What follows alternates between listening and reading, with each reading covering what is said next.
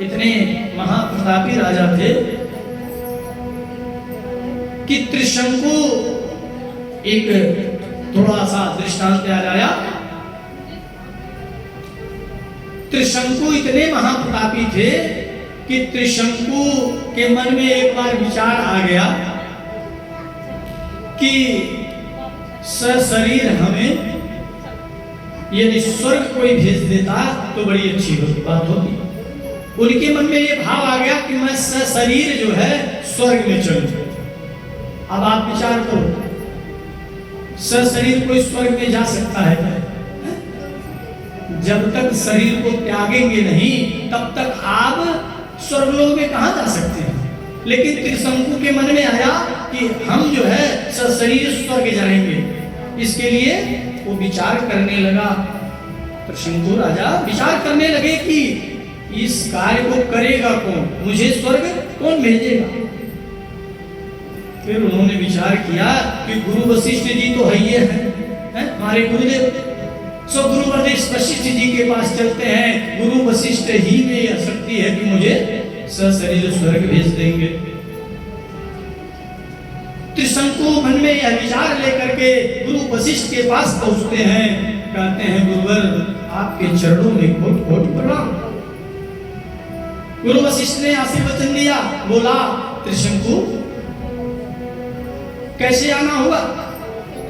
त्रिशंकु ने कहा गुरुवर मैं आज एक बहुत बड़ा कार्य लेकर आया हूं, अपने मन की जिज्ञासा लेकर के आया हूं। गुरु वशिष्ठ ने कहा तो कहो। त्रिशंकु ने कहा गुरुवर मुझे सशरीर आप स्वर्ग भेज दीजिए, मैं स्वर्ग जाना चाहता हूं। गुरु वशिष्ठ जी ने विचार किया कि गुरु का कर्तव्य क्या है। गुरु का कर्तव्य है कि शिष्य को अच्छा मार्ग दिखावे, उसके अंदर के अहंकार को निकाल करके, अंधकार को निकाल करके प्रकाश भरने का काम गुरु का है। गुरु ने सोचा, गुरु वशिष्ठ जी ने, कि शायद इसकी बुद्धि, इस त्रिशंकु राजा की बुद्धि लग रहा, भ्रष्ट हो रहा है। गुरु वशिष्ठ ने बहुत समझाया कि देखो ये संभव नहीं है, कोई सशरीर स्वर्ग में नहीं जा सकता। राजा त्रिशंकु ने कहा मुझे स्वर्ग जाना है तो जाना है और आपको भेजना है। गुरु वशिष्ठ जी ने मना कर दिया। धर्म की बात को ध्यान में रखते हुए गुरु वशिष्ठ जी ने मना कर दिया, नहीं ये संभव नहीं है। यदि मैं ऐसा करता हूं तो धर्म बिगड़ जाएगा। आज तुझे भेजूं, फिर कोई और राजा आ जाए मुझे भी भेजो, तो फिर मैं क्या करूंगा। ये धर्म की बात नहीं है। गुरु वशिष्ठ जी ने मना कर दिया कि मैं तुम्हें स्वर्ग नहीं भेज सकता सशरीर। अब राजा त्रिशंकु वहां से सीधे विश्वामित्र जी के पास पहुंच गए। विश्वामित्र के पास जाकर के कहते हैं राजा त्रिशंकु तो गुरुवर मुझे आज सशरीर स्वर्ग जाना है, मुझे आप सशरीर स्वर्ग भेज दीजिए। विश्वामित्र जी ने कहा अरे सशरीर स्वर्ग जाना है तो अपने गुरु वशिष्ठ जी के पास जाओ, वही तुम्हें भेज देंगे सशरीर स्वर्ग। बोला गुरुवर मैं उन्हीं के पास से आ रहा हूं, उन्होंने इनकार कर दिया, सो मैं आपके पास आया हूं, आप ही मुझे सशरीर स्वर्ग भेज दीजिए। त्रिशंकु जी कि इस बात को विश्वामित्र जी ने जैसे सुना, उनके मन में बड़ा उल्लास अंदर प्रकट हुआ कि यदि हम त्रिशंकु को सशरीर स्वर्ग भेज देंगे तो संसार में मेरा बहुत ही नाम होगा। और विश्वामित्र के अंदर इतनी शक्ति थी कि त्रिशंकु को सशरीर स्वर्ग भेज दें। उनके मन में तो उल्लास, अंदर ही अंदर प्रसन्न हो रहे हैं कि आज त्रिशंकु को मैं स्वर्ग भेजूंगा तो मेरा चारों तरफ मेरे नाम का डंका बजेगा। कितना बड़ा विद्वान कि ऐसे राजा को सशरीर स्वर्ग भेज दिया। विश्वामित्र जी ने कहा स्वर्ग जाना चाहते हो? त्रिशंकु ने कहा उसी लिए तो आया हूं गुरुवर, उसी कार्य के लिए आया हूं। कहते हैं ठीक है जाओ, कल तुम तैयार होकर के आ जाना, मैं तुझे सशरीर स्वर्ग भेज दूंगा। त्रिशंकु गए। पुनः दूसरे दिन त्रिशंकु आकर के विश्वामित्र जी के सामने खड़ा हो गए। गुरुवर, उस समय आ गई, वो घड़ी आ गई, मुझे अब स्वर्ग भेजिए। विश्वामित्र जी ने कमंडल से जल निकाला और जल को अभिमंत्रित किया और जल को अभिमंत्रित करके त्रिशंकु जी के ऊपर छोड़ दिया।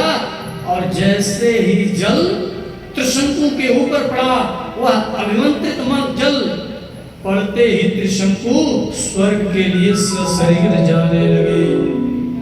अब जो कोई ऊपर जाएगा तो उसका सर ऊपर रहेगा और पैर नीचे रहेगा, सीधे शरीर स्वर्ग जाने लगे त्रिशंकु। लेकिन हुआ क्या, जैसे ही स्वर्ग में पहुंचे, सशरीर राजा त्रिशंकु स्वर्ग में जैसे पहुंचे तो बैकुंठ के दरवाजे पे, नारायण के जो बैकुंठ था तो दरवाजे पे भगवान के पार्षद खड़े थे, नंदा लिए हुए। अरे तुम कौन हो? भगवान के पार्षदों ने रोक दिया। अरे सशरीर तुम स्वर्ग में? उन्होंने कहा देखो, मुझे रास्ता दे दो, मैं सशरीर स्वर्ग आया हूं, अपने गुरुवर के तेज से आया हूं, मुझे सशरीर स्वर्ग में रहना है। सज्जनों, उन पार्षदों से और राजा त्रिशंकु से वार्तालाप होने लगा। बात ही रात में भगवान के पार्षदों ने बैकुंठ से धक्का दे दिया, त्रिशंकु को ढकेल दिया वहीं से, जाओ सशरीर, यहां किसी का एंट्री नहीं है, जाओ। और जैसे ही भगवान के पार्षदों ने त्रिशंकु को उस स्वर्ग से धक्का दिया, अब त्रिशंकु नीचे आने लगे। और जब नीचे आने लगे तो त्रिशंकु का सिर हो गया नीचे, पैर हो गया ऊपर। अब त्रिशंकु स्वर्ग से पुनः जब नीचे आने लगे, अब विश्वामित्र ने अपनी दृष्टि डाली तो देखा ये तो त्रिशंकु आ रहा है नीचे, है? अगर कहीं ये आ गया, लोगों तक ये बात पहुंचेगी कि मैंने स्वर्ग भेजा था, ये चला आया, तब तो हमारी बड़ी निंदा होगी। लोग कहेंगे कैसे ये महात्मा है, कैसे तेज पुरुष है, एक व्यक्ति को स्वर्ग भेजे वो भी चला आया है। विश्वामित्र ने घबरा करके कि इसे नीचे नहीं आने देना है, विश्वामित्र जी ने क्या किया, कमंडल से जल लिया और पुनः अभिमंत्रित करके ऊपर की दिशा में मार दिया। सो त्रिशंकु जी बीच में ही लटक गए। ये प्रमाण है, आज तक त्रिशंकु बीच में ही लटक रहे हैं, है ना? तो काम ऐसा न करें कि ना इधर के हो ना उधर के, है ना?